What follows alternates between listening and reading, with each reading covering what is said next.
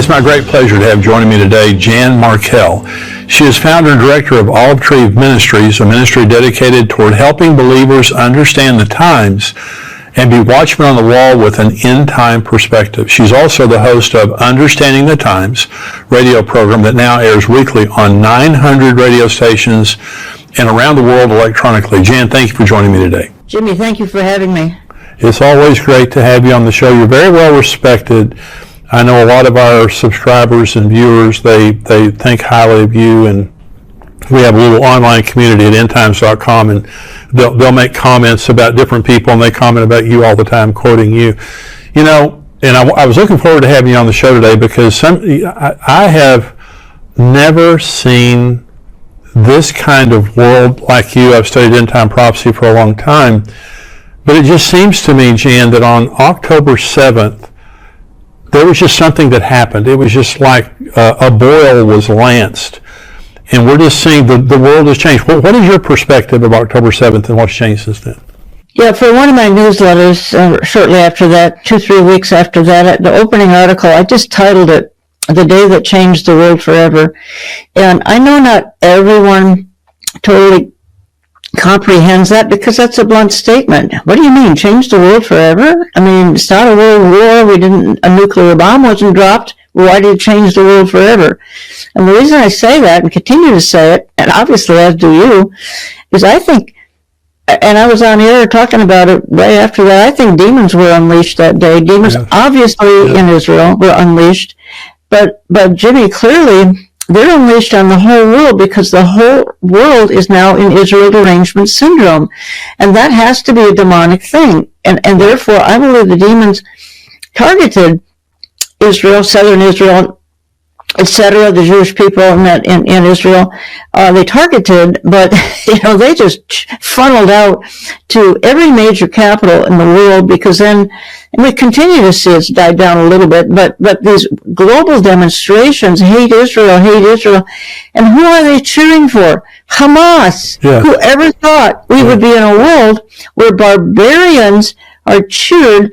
And I have to ask, is this sort of setting the stage for the Antichrist, who will be the ultimate barbarian, and the world will be cheering him as well? Well, the deception, when the Antichrist comes, 2 Thessalonians 2 says that, Satan will come with all power, signs, and lying wonders, right before the Antichrist comes. The deception in the world today, I mean, it's just on every level. Yeah. You talked about Hamas. Hamas is they're rock stars in the Arab world today. Only 5% of the Arab world condemns what Hamas did on October 7th. And if this was an article in the Jerusalem Post, if there was a free election held today with the Palestinians in the West Bank and in Jerusalem, they would vote Hamas to rule them.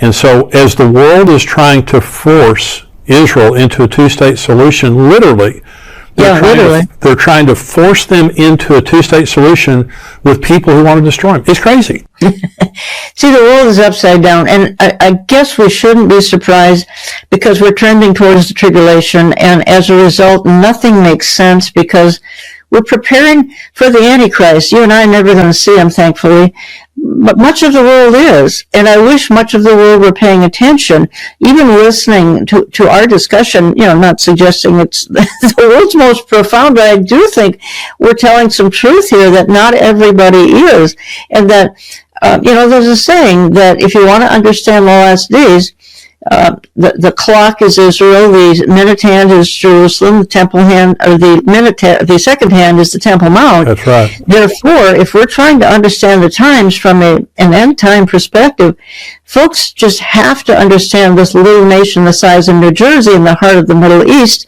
And quite frankly, Jimmy, probably 80% of our churches or more, they don't address it. They have no intention of addressing, nor do they consider the fact that the king is coming. That's just not on their pulpit agenda.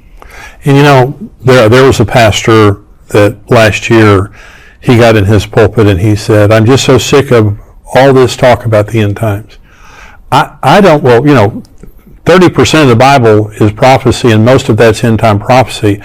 The Lord, one out of 30 verses in the New Testament talks about the return of Jesus.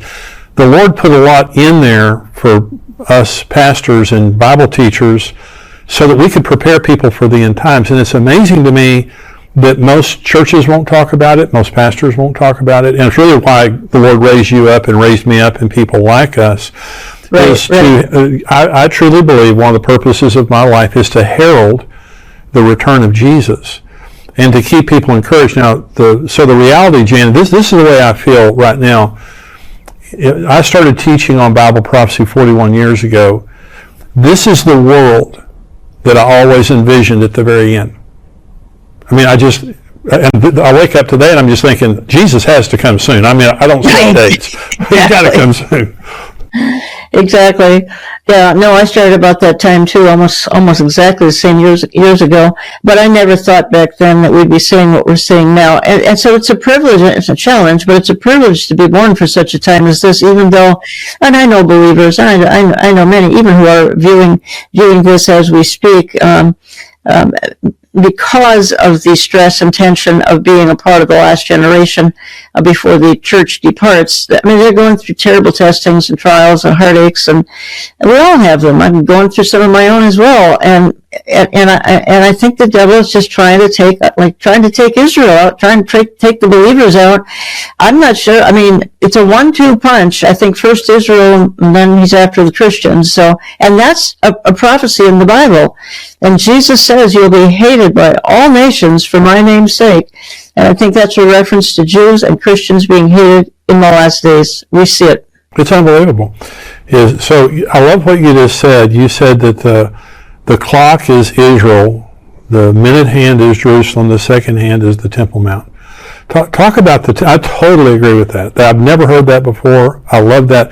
The Temple Mount, they have the red heifers, and one of the pretext of Hamas on October 7th was protecting the Temple Mount. Do you think there's a real possibility of Israel rebuilding the temple anytime soon? Well, I personally think the Antichrist will have to be on the scene before they can rebuild. That's my own personal opinion. But I think what folks don't know, and it's such a key kind of ingredient here, is one of the reasons for the Hamas attack is they are very upset that the little red heifers, there are 4 of them now, the holy cows, as I call them, the holy cows are ready for Passover. And my understanding is one will be sacrificed near Passover. Obviously, they don't have the Temple Mount yet, but they're still going to do it perhaps on the Mount of Olives. So this is one of the main reasons Hamas struck Israel is over these holy cows. I mean, this is astounding because even they now see the importance of a coming temple. That we call it the tribulation temple. The Antichrist will go in it and declare himself God to Israel at the 3.5-year point of the tribulation. But listen, Jimmy, if Hamas understands that, why do our churches not understand that? Right. That's kind of shocking. That's shocking. Well, so now I'm going to pick your brain here because I've done all the research I can do on the holy cows. I like the way you say that, the holy cows. So you say now there's 4 of them. Is it your understanding that one has been found kosher? I believe they all have. I believe all 4. One was disqualified, or maybe he died. I don't know. Since they're young, maybe he was just disqualified. But there are 4. My radio guest, as we speak, my radio guest is Mando Gonzalez, and he's written a book on the Temple Mount and the red heifers and all of that. And he says all 4 qualify, the remaining 4 qualify. So they're set to go Passover, and something's going to happen Passover. But again, Hamas tried to stop that. Ultimately, I don't think they will, but ultimately it gets down to that Temple Mount. That's what they're upset about. You know, a little, what is it? I don't know, 40 acre? I mean, it's not very big. We've all been there. It's not very big. And yet it seems like the target, the bullseye of the world is that Temple Mount. And, you know, there have been 2 temples. There's going to be a 3rd and then a 4th. And I've been in it, and I'm sure you have too. And, you know, it's kind of creepy to even be over circulating around it or inside of it, and you take your shoes off and all that. But nonetheless, that is ground zero. That's my only point. Yes, that is ground zero. Yes, it is. So I love that you said that, because see, the Mishnah, which is the written record of the oral tradition of the Jews, says that there have been 9 red heifers sacrificed since Moses, that the next one will be the 10th, and the Jews believe that the 10th one will usher in the era of the Messiah. And so, And they may be right. well, I mean, if this happens in April, I think April 22nd, right around in there, is the Passover this year. So we're looking at maybe 6 weeks from right now, we could have the 10th red heifer, and they've got the land to sacrifice. They have everything ready that they need. Exactly. Yeah. Exactly. And with the red heifer, they would be able to cleanse the Temple Mount, to cleanse the priest, and all that. Well, again, we're living in historic times, and I know your followers understand that, and I believe mine do as well. I mean, we're trying to get, the rest of the church ignited to be excited about the times that we live in.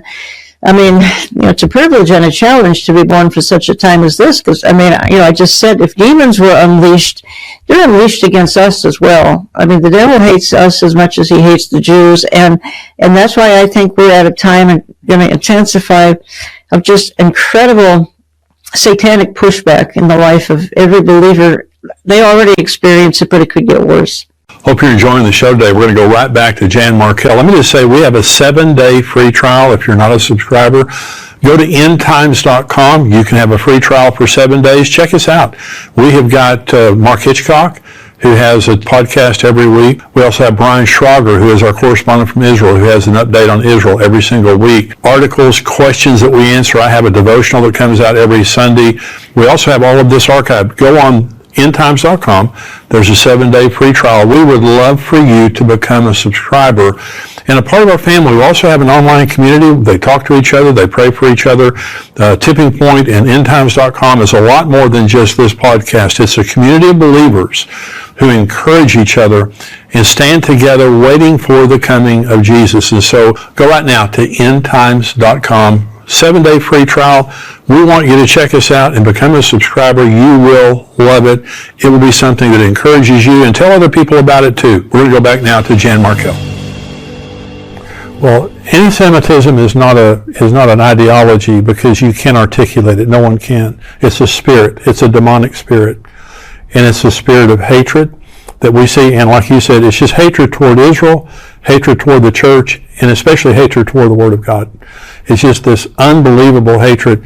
So, Jan, do you believe, like right now, we're talking about October 7th, are there any specific end-time prophecies? Because you were talking about being hated by all nations. You can check that box. I mean, that's never been as true as it is right now. Are there any specific prophecies? For example, Psalm 83 is the war between Israel and her immediate neighbors. Do you believe that this is a part of that? Well, it certainly could be. Some feel that Psalm 83 is an imprecatory prayer and not a war, and I don't know that we know that. But I think there are some other incredible things happening surrounding all of this. Number one, I see one of the greatest, fallout from October 7th is the Jews are going back to Israel in record number. They don't feel safe in London. They don't feel safe in New York. Now, they're not all going back, but far more than before that date. So we have Aliyah happening, I think probably almost unprecedented level. And isn't that sad? I mean, they had to face a catastrophe to get them to go back, but that's what's caused many to do that. So, Jimmy, when we look at signs of the times, I mean, there are just so many. I think, and I was interviewing Jack Hibbs very recently, and we discussed something found in Isaiah. I'm blanking out. Isaiah 17, and that would be the obliteration of Damascus. And I think we need to be keeping our eye on Damascus right now. I know we're watching Lebanon, and we're watching even some of the West Bank, and even obviously Gaza. But I think something could happen with Israel having to strike Damascus. And I think that would unleash a lot. That could even unleash Gog Magog. It could be tied in with, and I hope not, but if it does, then we have a catastrophe up ahead, tied in with Israel striking Iran. does she have a choice? Iran has declared war on her. Does she have a choice? Well, Iran right now is testing these ballistic missiles to strike the Air Force bases in Israel. They're doing it publicly. They are publicizing their practice of striking Israel, and I've read reports that they're weeks away from nuclear material, who knows Yes, where exactly. they are. But it's an existential threat to Israel, and as difficult of a situation that Israel is in. See, Jeremiah 49 is the prophecy of Elam, Elam being destroyed. Well, I don't know, Bill Salas, we both know Bill, and Bill is an expert in those things. But if Israel struck Iran, they would strike probably southern Iran, which is Elam. That's where a lot of their nuclear facilities are and their launchers are. The interesting thing about Jeremiah 49, it says, I'm going to knock the bow out of your hand, your launchers out of your hand. So like you, I just think that it's just a matter of time. Now, I think it was last week Israel struck a couple of natural gas plants in Iran, and it was pretty significant. But you just wonder how much longer they can wait before they do that. And of course, that's going to cause World War III, Russia, China, all that stuff. Exactly. And here's my concern for the immediate, let's say 2024. And you asked about, signs that we're paying attention to, and I think one of the biggest ones would be that the world lacks a leader and America lacks a leader. But see, they're tapping into that. The evil world is tapping into that, and that's why everything's hitting the fan right now, because there's not a lot of pushback from our White House. And I think the question is, and I think part B of that is, I think that the enemies of freedom are fearing our next election, and that there could be a change and somebody could come in who will push back. Now, that's not a political statement at all. That's just facts on the ground. Yes, it is. Mr. Biden just does not. I mean, my goodness, I'm glad we're striking some Houthi targets right now in Yemen, but this is so much bigger and so much more serious than Yemen. And when does China go after Taiwan? My hunch is they have to do it in the coming few months. Again, take advantage of America without a strong leader. Take advantage of a whole world that doesn't have a strong leader. Can you name one in Europe who just stands out and we say, oh, everybody's paying attention to whoever, Margaret Thatcher or whatever, but it seems that those people are gone. So we are in a time of unprecedented, perilous times. And that's partly because America has fallen off she's gone into almost oblivion. And will she come back? I mean, I don't know the future. She could, but it's awfully late. Well, President Biden could not have done more to help Iran than he has done. Exactly. Billions of dollars. Billions of dollars, and just playing kid glove, really preferring them in many ways and giving them the ability to do what they're doing right now without ever striking them back. Iran is the only ones that really haven't been struck. Everybody else, Israel, America, everybody's been struck except for them. So let me ask you, so there is a eclipse coming up on April the 8th, which is the second eclipse. The first one was in 2017. The second one's coming up April 8th, which marks an X over America. It's a very ominous thing. It happened in the 19th century, early 19th century, and there were massive earthquakes in the central region of the United States. There was one eclipse that happened in 1918, and 650,000 Americans died of the Spanish flu. So if God sets signs in the sun, moon, and stars, that's what Jesus said, it seems as though this is a very ominous sign for America. We don't know exactly what's going to happen, but the first eclipse was in 2017, and since then we've had COVID. And so do you have any thoughts about the eclipse coming up April 8th? No, I don't. But as you said, Jesus talks about signs in the heavens, and I do think we need to pay attention to them. Now, you can go way overboard and suddenly everything in the sky means this and this and this. But he didn't say that for no reason at all. He said that because there's some meaning to what's going on in the heavens. So I do think that we need to pay attention to these things without going overboard. Please, you don't have to write a book about everything that's going to come up here, but at least be paying attention. I mean, I think today, Jimmy, we need to pay attention to everything that may have been kind of ordinary a few years ago. Yeah. Our times aren't the same. They all changed on October the 7th. Everything is different since then. So I just say, so let's pay attention. Absolutely. And we're vulnerable. America. We're so vulnerable. Hope you enjoyed today's podcast. Listen, go to endtimes.com, become a subscriber for $7 a month. We would love to have you become a subscriber and get everything, the show that you saw today, get it ad-free.